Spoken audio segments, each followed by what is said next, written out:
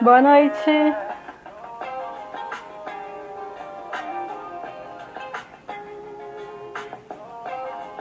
Oi, pessoal, boa noite. Estamos dando um minutinho para nossa convidada especial entrar. Oi, Sérgio, boa noite. Isa.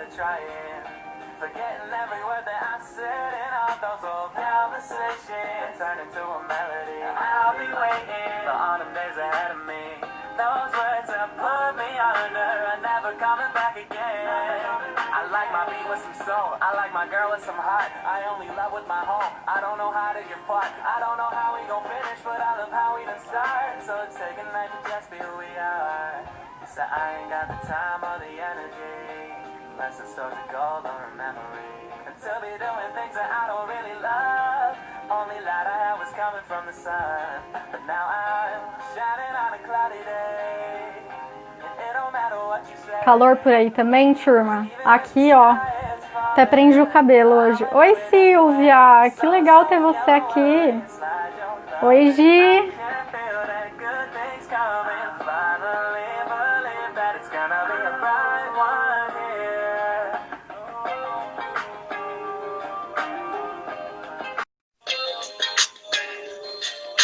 A Gi já tá se conectando com a gente. Gostou da musiquinha, Lê? Oi, Gi! O pessoal tava curtindo a musiquinha por aí. E aí, tudo bem com você? Tudo. Vocês estão me ouvindo bem? Estão me vendo direitinho? Super, daqui tá ótimo. Então. Tá calor por aí também, Gi? Oh, super! Chegou o verão, só que não, né? Tá meio adiantada. Pois é, tá muito quente. Oi, Flávia, boa noite.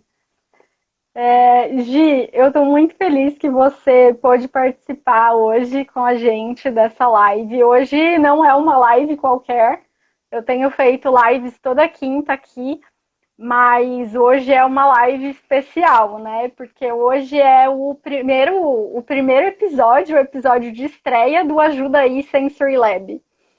Então, contando um pouquinho do que é esse projeto do Ajuda Aí, ele é um projeto onde qualquer pessoa pode se inscrever para participar de uma live comigo e tirar as dúvidas que tiver sobre sensorial nesse espaço da live. Então, eu deixo até a dica para quem quiser saber mais, pode ir lá nos destaques, né? Tem um destaque falando só sobre o Ajuda Aí, contando inclusive como é que se inscreve, e o link de inscrição fica na bio. Então, quem quiser pode ficar à vontade para se inscrever e tirar todas as dúvidas. Para esse primeiro episódio, eu convidei a Gi, para quem acompanha já o Sensory Lab há mais tempo, né, Gi? Sabe que ela me convidou para uma live no canal dela, que é super legal. Eu recomendo que vocês visitem, que é o Ceia Facilita.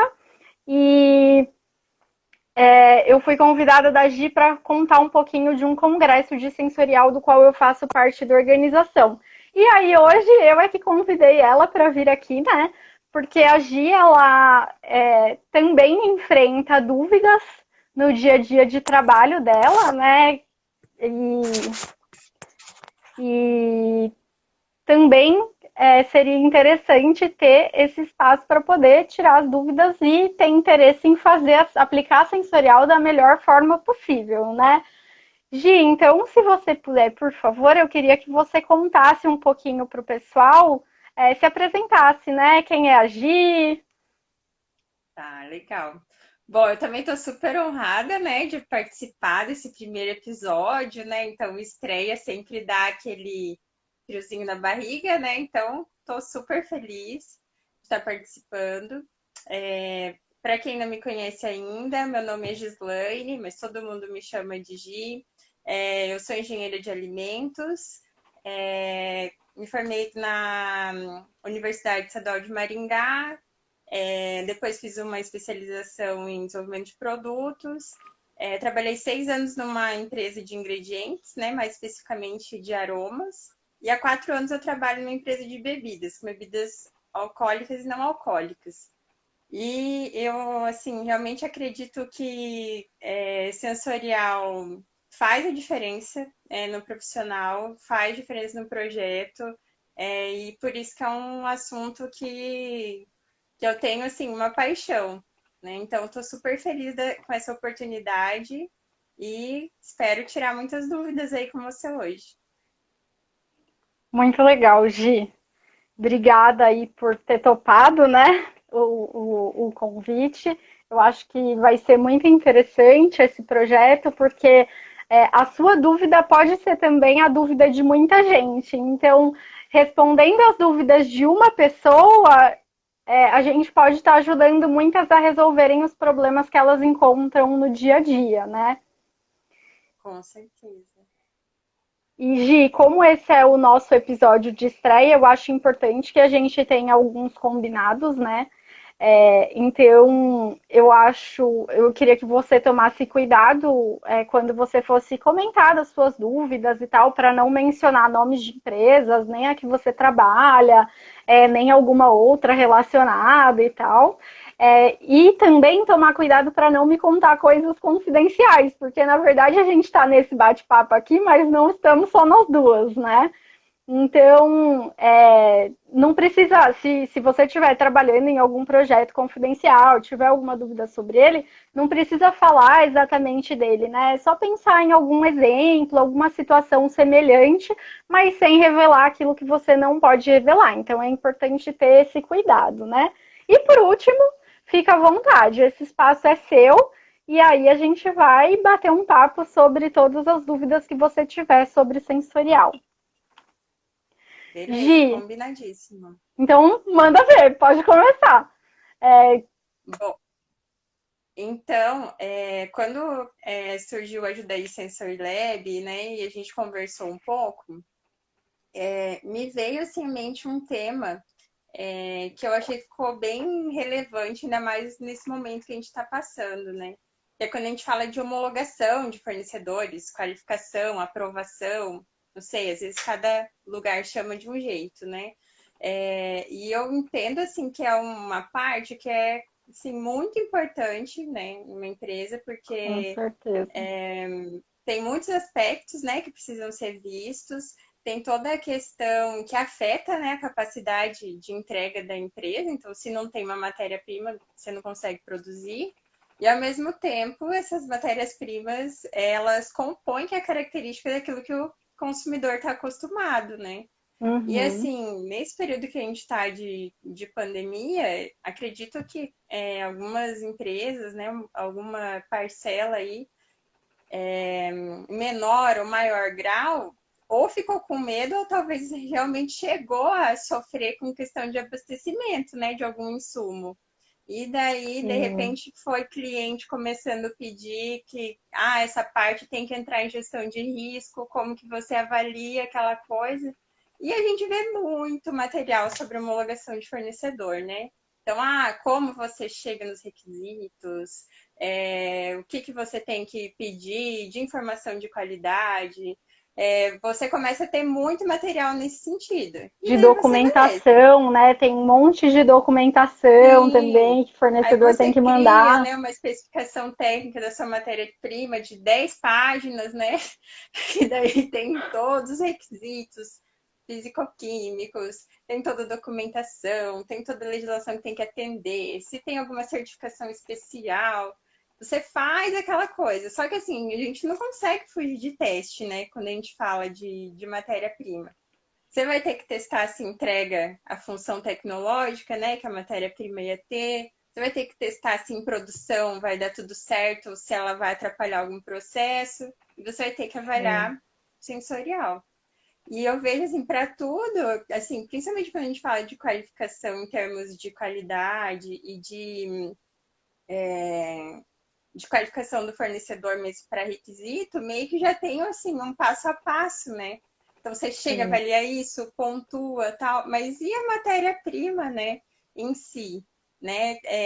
tem um passo a passo dali para a gente montar para já ficar mais fácil, mais certeiro, né? Quando você tem que testar uma matéria-prima, às vezes tem que ser rápido, né? Toque de caixa.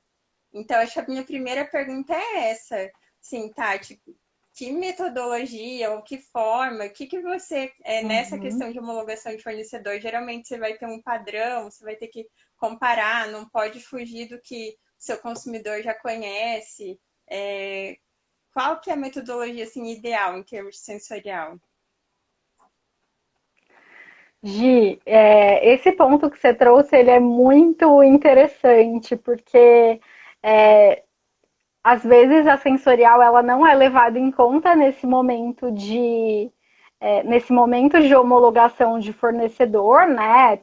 Se todos os documentos da qualidade daquele fornecedor estão ok, ele vai e é aceito. E depois, quando esse ingrediente entra no seu processo e vira produto, vem reclamação de cliente. Então, é super importante que os parâmetros sensoriais aceitáveis para aquele ingrediente, eles também sejam definidos nesse processo de homologação.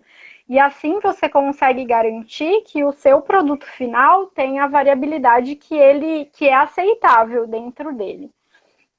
Então, Gi, assim, eu acho que se é um produto, independente do produto, né? Você precisa primeiro entender no seu produto final como esse produto final ele é afetado por esse ingrediente que você está homologando. Então você tem que você tem que pegar lotes desse ingrediente novo, conseguir uma variabilidade de lotes, é legal você acompanhar ali por um tempo aquele fornecedor ou pedir várias amostras, e você tem que ver qual é o impacto que esse ingrediente tem no seu produto final. Porque é isso que vai te dar a base para você saber qual é a variabilidade que você pode ter dentro do seu ingrediente. E como que você pode fazer isso, né? Então você faz lá as aplicações que você precisa com aquela variabilidade toda de lotes que você conseguiu. E você tem duas maneiras. Você pode se basear em reclamações de consumidores que você tenha, sabe? Se tem empresa que tem um histórico, um banco, né, de reclamação de fornecedor. Então, por que aqueles lotes de produtos foram rejeitados? E aí, com isso, você consegue saber, esses produtos que eu estou aplicando, eles têm essas características dos produtos rejeitados, né? Até onde o meu consumidor aceita essa variação. Essa é uma forma mais simples de fazer, não envolve a sensorial diretamente, mas sim a gente está levando em consideração o consumidor. E uma outra forma também, e aí depende também do tempo que você tem, né? Eu entendo que em pandemia, com todo mundo em casa, essa é uma rota interessante. E a outra rota que você tem é, de fato, fazer um teste de consumidor. Então, você encontra os consumidores, recruta, né, os consumidores do seu produto, e aí, para esses consumidores, você vai entregar vários produtos que vão representar a variabilidade que aquele ingrediente entregou. E aí você pode fazer, por exemplo, perguntas de aceitação ou de intensidade. Aí depende muito do ingrediente que você está usando, que aí você pode, além de aceitação geral, você pode perguntar de atributos específicos que sejam relevantes para aquele ingrediente. E aí você pode determinar abaixo de qual nível de aceitação esse produto passa a ser um problema para você, né? Passa a ser.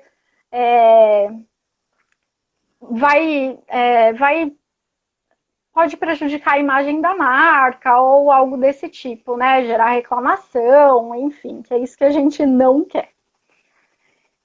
E aí, Gi, eu acho que e aí tem um ponto importante também, porque tem muitas vezes que um ingrediente só, ele não vai só para um produto, né? Ele vai para vários produtos. E aí, né? Como é que a gente faz essa escolha? Tem que testar tudo, será? Sim, né? aí nesse caso também sempre fica a dúvida, né? Porque às vezes você quer ir pelo caminho mais fácil, né? Então, assim, eu testo realmente no produto que ele vai ser aplicado ou não?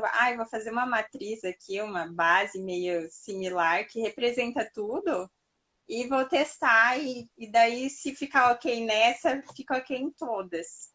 Não sei se é mais adequado. É. Hoje, o ideal é sempre você testar no seu produto real mesmo. E só que você pode fazer escolhas, né? Você não precisa necessariamente testar em todos eles. Você pode escolher, por exemplo, o que vende mais, ou então aquele que tem mais reclamação de consumidor, um que é mais sensível às variações. Então, tem possibilidades aí de escolha. Não precisa testar tudo, mas também testar em uma matriz, que não é o produto final que você vende, fica meio irreal, né? E Tati, qual que seria assim? Porque eu vejo muito assim, teste desse tipo, você vai ter que avaliar se tem diferença. Então aplica algum teste que aplica um triangular, aplica coisa muito que para ver se as pessoas pegam diferença. Mas você acha Sim. que é o mais adequado ou teria outras metodologias assim? Gi, chegou um comentário legal aqui do Sérgio também, que também pode ser um critério de escolha. Um excelente comentário. Ele comentou que poderia também testar onde esse ingrediente entra em maior concentração e também onde o processo é mais estressante, que aí pode causar variação Com desse certeza. ingrediente, né? Dica Boa. excelente. E aí, Gi, eu esqueci o que você me perguntou. Fui ler o comentário do Sérgio, esqueci. Olha que cabeça. Que eu, que eu comentei que muitas vezes a gente quer aplicar métodos que façam que as pessoas percebam De diferença. diferença. Tá. Uhum. Aí, Gi, eu te responderia que depende muito do ingrediente que você está avaliando e de quanta variabilidade você pode ter. Eu sei, por exemplo, que no caso de ingredientes que vão para a indústria farmacêutica, o controle de qualidade é super rígido e quase nenhuma diferença de ingredientes é aceita. Para esse caso, sim, é interessante usar os testes de diferença, porque os testes de diferença, eles revelam diferenças sutis entre os produtos. Então, mesmo as mínimas diferenças, esses testes costumam pegar. Se você está na indústria de alimentos, por exemplo, aí essa variabilidade que é aceita, ela é um pouco maior, né? A gente sabe que os produtos podem variar. Aí a gente pode partir para um teste de diferença de outras formas. A gente pode, por exemplo, usar um diferença do controle. O teste de diferença do controle, ele vai te dar o quão diferente o seu novo ingrediente ou o novo lote que chegar, é diferente de uma amostra que você selecionou como padrão. Então, nesse processo de homologação, você pode verificar quão diferentes esses lotes do seu novo fornecedor são em relação ao lote que você selecionou como padrão já de outros fornecedores ou que você tem como histórico na indústria. Então, diferença do controle é uma possibilidade, e aí você determina dentro de qual faixa esse ingrediente pode variar. E uma outra possibilidade também é a análise descritiva. E aí, com a análise descritiva, você consegue a intensidade de vários atributos que estão ali no produto, né? Para controle de qualidade, em geral, a gente não faz um perfil completo de atributos, mas sim a gente seleciona os principais ali que para serem controlados mesmo, né? Para a gente ficar de olho durante esse processo de controle de qualidade. E aí a gente determina também qual é a intensidade mínima e máxima que cada um desses atributos pode ter. Até estava pensando aqui nesse teste do diferença de controle que você comentou, que eu achei bem legal. Nunca tinha pensado nessa aplicação, dá até para pegar algum histórico de algum por exemplo, algum lote reclamado, alguma coisa assim, Sim, e colocar como algum não, essa é a minha linha de corte de diferença, né? Ou, né, alguma coisa nesse sim. sentido para até porque eu vejo que às vezes como a gente sempre fala, né, que sensorial é uma coisa que todo mundo fala, é subjetivo, subjetivo, mas daí a gente tem que pensar na estratégia de tornar mensurável, né? Com certeza, com Ô, certeza. Tati, e assim, para esse tipo de teste precisaria ser degustador treinado, não treinado? Aquele teste de consumidor que eu falei para você do começo, né, que é para você verificar o impacto no seu produto final, com esses a gente trabalha com não treinados, a gente trabalha com pessoas que são consumidoras do produto. Para essas alternativas, que são testes que se fazem dentro do próprio controle de qualidade, é legal que essas pessoas sejam selecionadas e sejam treinadas para diferenças, para perceber diferenças. E aí você pode. E aí depende do método, né? Como você falou de histórico de lote reclamado, é super legal para fazer treinamento dos seus avaliadores, né? Então você pode apresentar vários lotes para eles, e aí, em consenso, vocês conversam sobre aquilo e falam, qual é o valor que vocês dariam para essa amostra, né? Como está quão diferente do nosso padrão ela tá, ela seria aceitada, seria rejeitada. E a mesma coisa para a intensidade de atributos. E aí, se você for trabalhar com o descritivo, né, com o método descritivo, que você vai atributo a atributo, você pode trabalhar com outras referências também, além dos lotes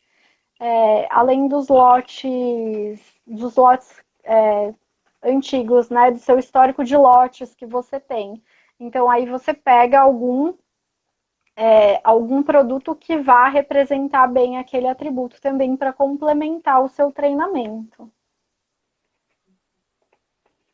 Legal, muito bom. Tati, e daí tem um tipo assim de produto específico que eu particularmente acho difícil de avaliar.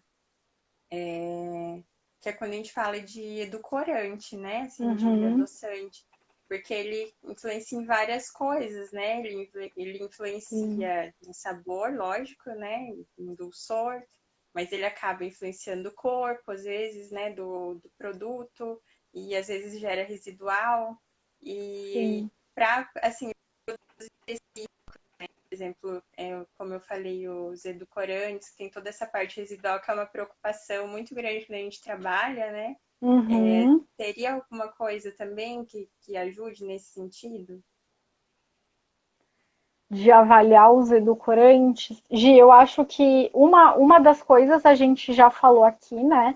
Eu acho que é importante você avaliar como ele se comporta no seu produto final, porque imagina se você faz uma matriz genérica qualquer, né? Você não vai conseguir saber de fato como aquele ingrediente está afetando o seu produto. E no caso dos edulcorantes, eu acho interessante você dá um espaço grande entre as amostras. Para avaliação em controle de qualidade, o ideal é que você avalie as amostras mesmo em solução, né? Coloque elas em água e avalie em água. E entre uma amostra e outra, por conta desse residual característico dos edulcorantes, é legal ter um intervalo de uns 10 minutos, sabe? Então a pessoa vai, avalia uma amostra, e ela vai, dá uma voltinha, faz o trabalho dela, depois ela volta, avalia outra amostra. E uma dica legal também é deixar disponível aquele biscoito água, que ele é bem neutro, assim, então a pessoa, depois que ela avaliou a amostra, ela come um pedaço do biscoito, e aí ela toma bastante água em cima para tirar todo esse biscoito da boca. Ou então, sabe aquele pão de forma sem casca? Você já compra ele sem casca, pica em quadradinho e deixa ele disponível, também funciona super. Mas Ah, nossa, muito legal. Mas além dessa dica, para edulcorante é essencial que tenha esse intervalo entre as amostras, porque realmente elas carregam um residual de uma para outra.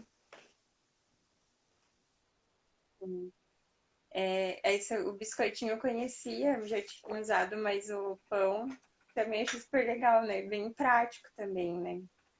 Sim. Super, super legal. Nesse caso, você comentou sobre espaçamento, né, entre as amostras de tempo. Teria alguma coisa em relação também a número máximo de amostras para a gente apresentar?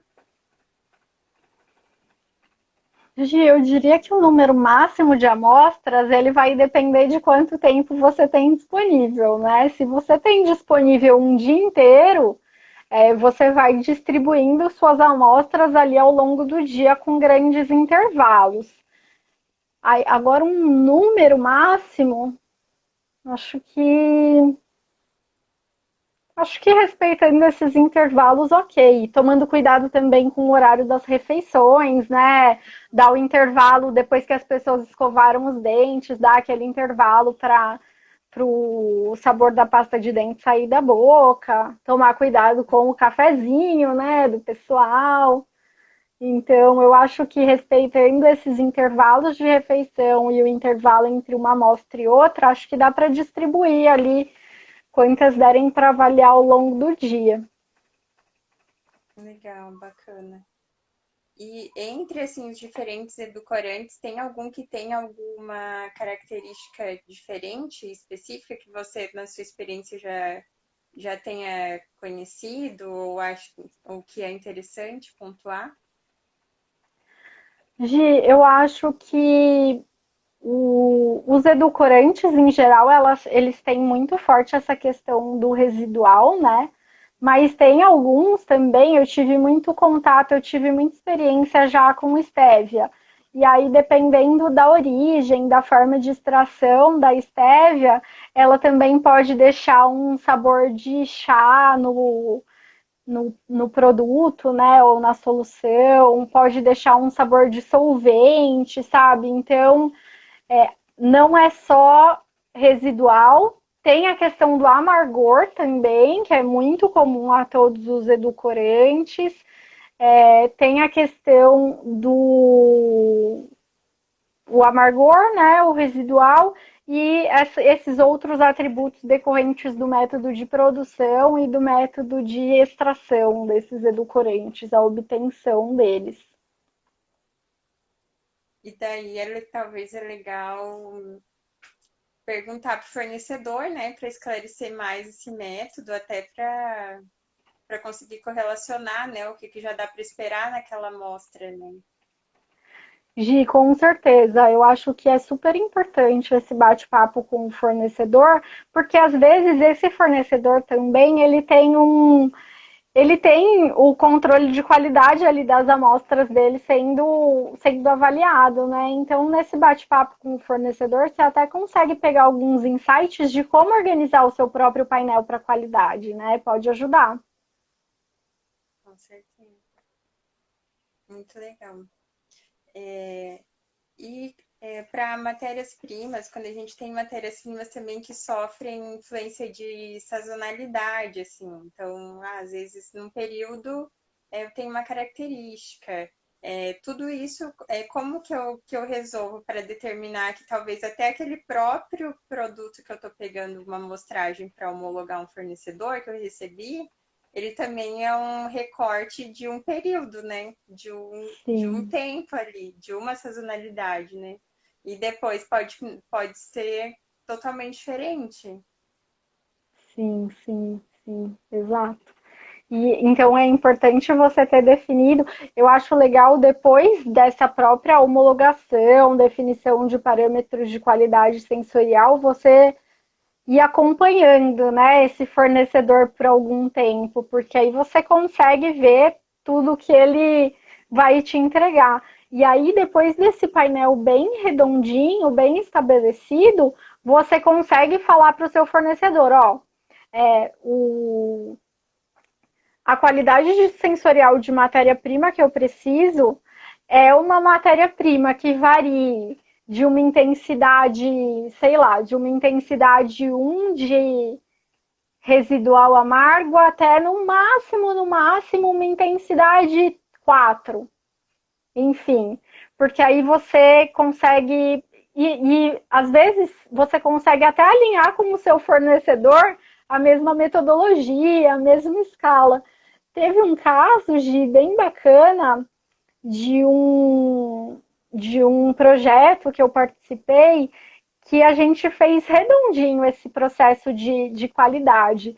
Então, primeiro a gente pegou o produto que era do nosso interesse e a gente levou para os consumidores testarem, a gente fez um teste bem robusto com o consumidor, eles usaram esse produto da forma como eles estão acostumados, e dali a gente pegou insights, eram muitos, eu acho que a gente tinha uns 10 lotes diferentes de ingredientes que estavam sendo avaliados naquele momento. Esses 10 vieram de mais um monte, sei lá, uns 30 lotes que a gente pegou.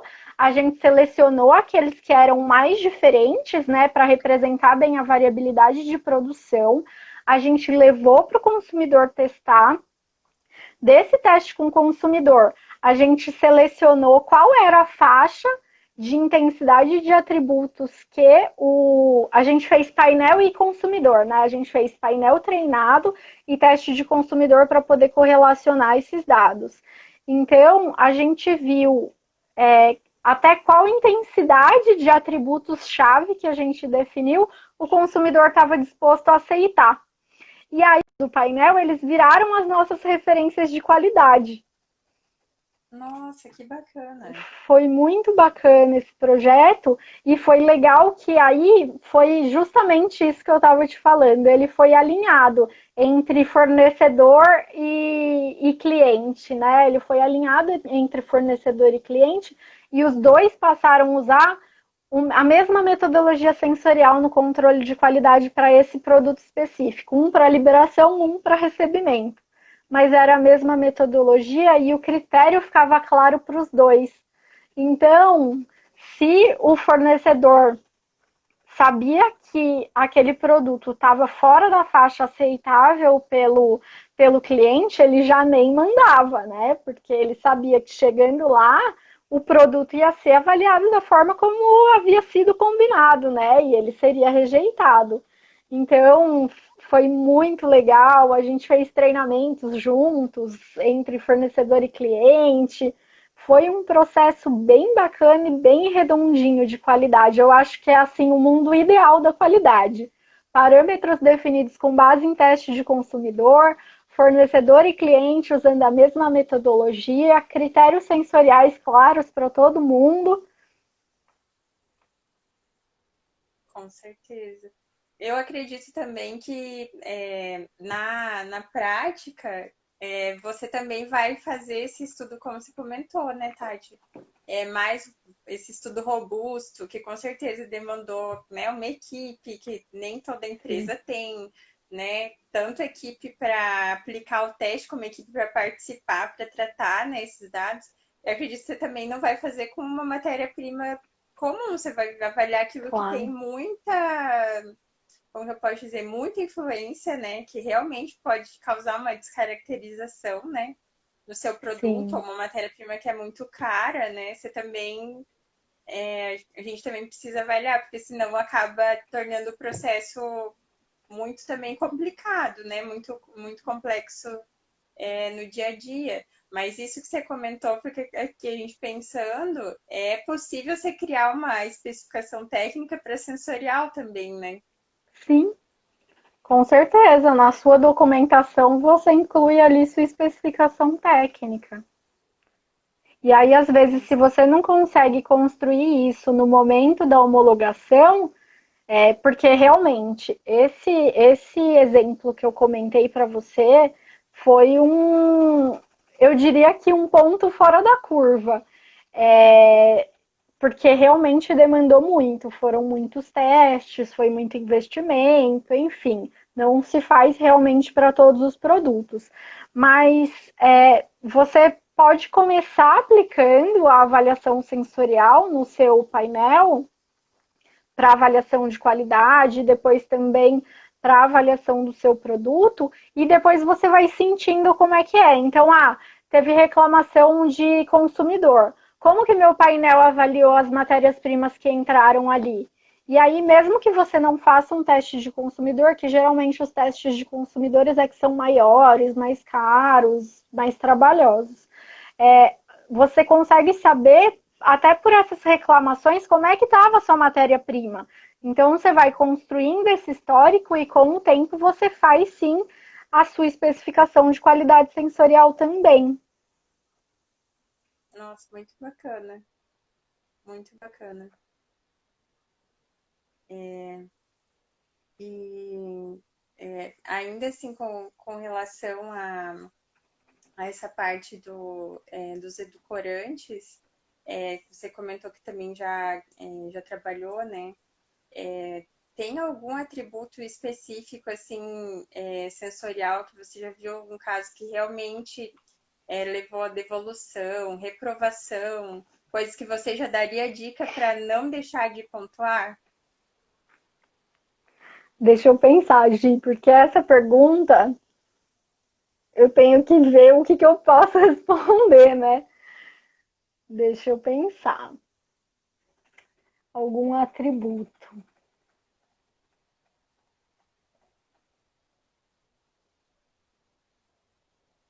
Gi, eu acho que não tem assim um atributo específico. Eu acho que a questão mesmo é ver como isso funciona no seu produto final.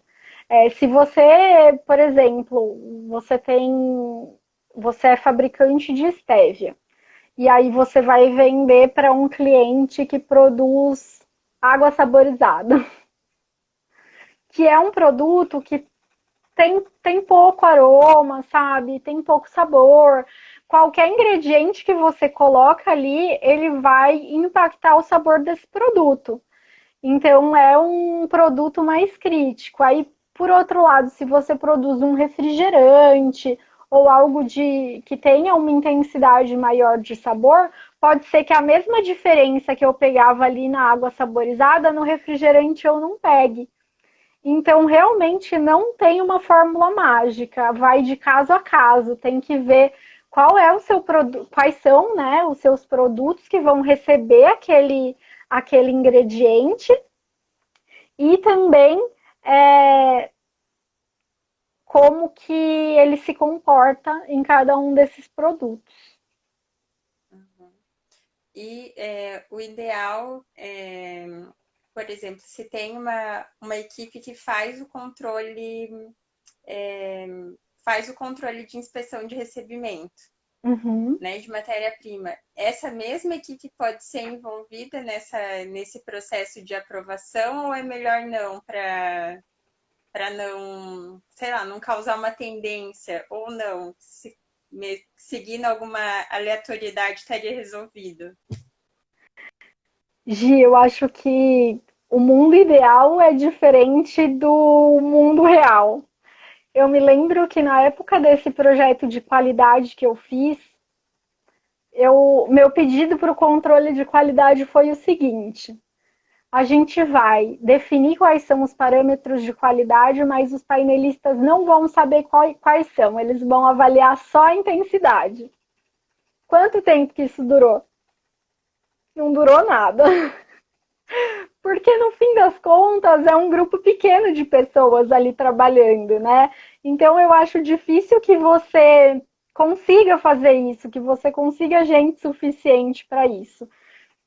Então eu acho que assim, podem ser as mesmas pessoas, mas você tem que tomar todos aqueles cuidados básicos que a gente tem na sensorial.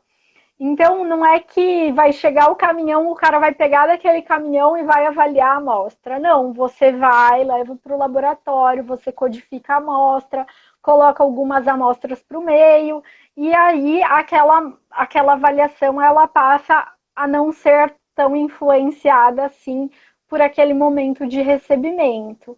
Então, a gente pode usar desses artifícios das boas práticas de sensorial para resolver esse caso, porque gente para tudo realmente eu acho que você não vai ter.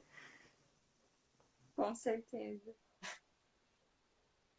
Ai, muito legal. Eu gostei muito, eu tô gostando bastante desse espaço, de poder tirar dúvidas. Acho que deu muitos insights, principalmente assim, quando falando dessa questão de linkar. Eu, particularmente, nunca tinha tido esse estado, esse estalo de linkar realmente, criar esses padrões com base em produto que tem reclamação, né? Ou até o contrário, algum lote que foi totalmente elogiado, né? Que teve Sim, retorno positivo, às vezes tem isso também, né?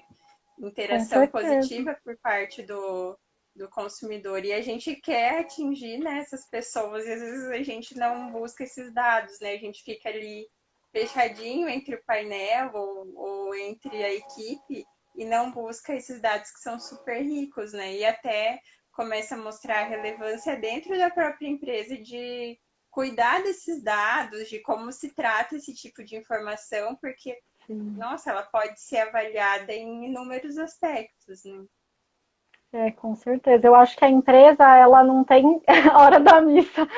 Sérgio, a cada 1 hora bate o sino aqui, Gi. Ah, Deu 8 horas. A cada 1 hora, até de madrugada, assim, eu já nem acordo mais quando toca o sino. Tipo, 3 da manhã, o sino toca 3 vezes. Agora ele acabou de tocar 8. 9? Não, nossa! são 9. É, não, mas então, Gi, voltando ao nosso assunto, né, que você comentou desse banco de dados. Eu acho que muitas vezes a empresa fica preocupada em achar o problema e dar uma resposta para o consumidor, mas não vê o tamanho dessa oportunidade de usar isso como banco de dados e o quanto de informação que isso pode trazer, né? Nossa, com certeza, com certeza. É, Tati, acho que assim, as minhas dúvidas foram super respondidas, assim. Eu estou super satisfeita de ter participado, muito feliz. E, nossa, falo para todo mundo, participem, porque é muito bacana. Gi, eu gostei muito de ter você aqui, de você ter topado esse convite. Eu acho que para o episódio de estreia a gente precisava de algo super especial. E aí você, com toda a sua bagagem da indústria, trouxe dúvidas super relevantes que eu acho que ajudaram muita gente a resolver problemas que elas também têm, né? E ainda vão ajudar, porque esse vídeo, é claro, vai ficar no IGTV. Então, eu amei sua presença, acho que foi muito legal, foi uma estreia com o pé direito. E aí agora espero as pessoas se inscreverem, eu estou aqui à disposição para tirar dúvidas sobre análise sensorial, então se a pessoa não sabe qual método escolher, ou se ela não sabe exatamente como aplicar uma metodologia direito, ou então se a pessoa tem dúvidas de como analisar os dados, ou de como interpretar determinado gráfico, como que ela vai apresentar aquilo para as pessoas. Então eu estou aqui super à disposição para ajudar quem tiver qualquer dúvida sobre sensorial. Então, o Ajuda Aí, né? Por isso que ele tem esse nome. Acho que não teria nome mais justo. Sim, e é uma ajuda aí, com certeza, né? Eu já tive a experiência de fazer um ajuda aí também em box, né, Sim, Tati? E acho que é super válido porque a gente precisa desmistificar esse negócio que sensorial é abstrato, que dá para você fazer entre um grupinho de pessoas que chegam a uma opinião que muitas vezes não reflete, né, a opinião do sim. grande público ou do público que você quer atingir. E, nossa, eu super recomendo a Tati, é maravilhosa, ela tem essa didática que todo mundo vê, né? Que ela torna tudo simples e ajuda a gente a como também tornar como enxergar isso no dia a dia, né? Não é uma coisa, não são metodologias só para trabalhos científicos ou para quem está na Hum, academia. Não, isso é pro dia a dia e quando aplicado, a gente vê os resultados e mostrando os resultados, a gente consegue sim mostrar a relevância, né, desse tipo de exato. coisa.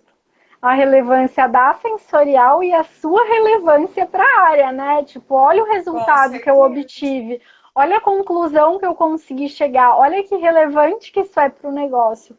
E aí as pessoas vão se desenvolvendo também, né, na área em que elas estão inseridas e atingindo aí um sucesso na carreira. Com certeza, com certeza. Tati, Gi, muito queria então, obrigada. imagina, eu é que ia dizer isso.